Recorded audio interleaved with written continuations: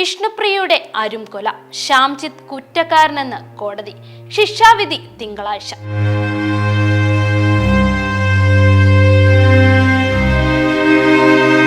പ്രണയത്തിൽ നിന്ന് പിൻവാങ്ങിയതിന്റെ വൈരാഗ്യത്തിൽ പാനൂരിലെ വിഷ്ണുപ്രിയയെ വീട് കയറി കഴുത്തറുത്തും കൈഞ്ഞരമ്പുകൾ മുറിച്ചും കൊലപ്പെടുത്തിയ സംഭവത്തിൽ പ്രതി കുറ്റക്കാരനെന്ന് കോടതി കണ്ടെത്തി. കൂത്തുപറമ്പിനടുത്ത മാനന്തേരി താഴേക്കളത്തിൽ വീട്ടിൽ ശ്യാംജിത്തിനെയാണ് കോടതി കുറ്റക്കാരനെന്ന് കണ്ടെത്തിയത്.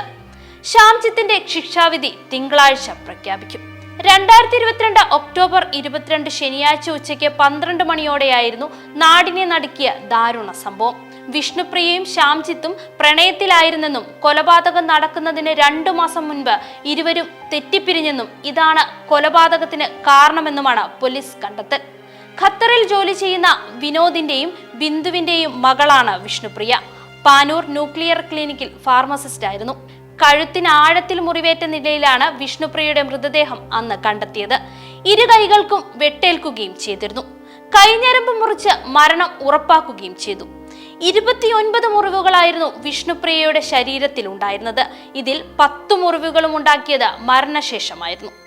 കൊലപാതകം നടക്കുന്നതിന് 6 ദിവസം മുൻപ് വിഷ്ണുപ്രിയയുടെ അച്ചമ്മ മരിച്ചതിനാൽ ജോലിക്ക് പോയി തുടങ്ങിയിരുന്നില്ല. തൊട്ടടുത്ത് തന്നെയായിരുന്നു അച്ചമ്മയുടെയും വീട്. ബന്ധുക്കളൊക്കെ അവിടെയായിരുന്നു.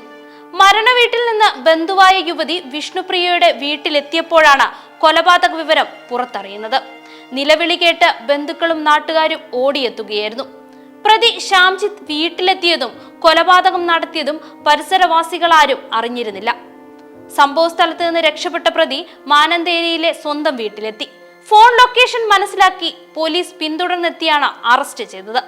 കൊലപാതകത്തിന് ശേഷവും പിടിക്കപ്പെട്ടിട്ടും ശ്യാംജിത്തിന് യാതൊരു കുറ്റബോധവും ഉണ്ടായിരുന്നില്ല.